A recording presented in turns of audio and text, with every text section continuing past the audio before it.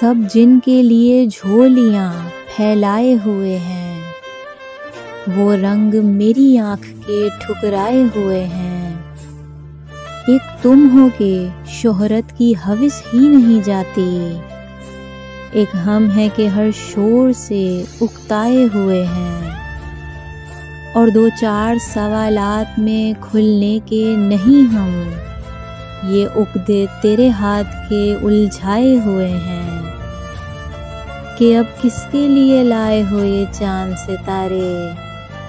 ہم خواب کی دنیا سے نکل آئے ہوئے ہیں، اور ہر بات کو بے وجہ اداسی پہ نہ ڈالو،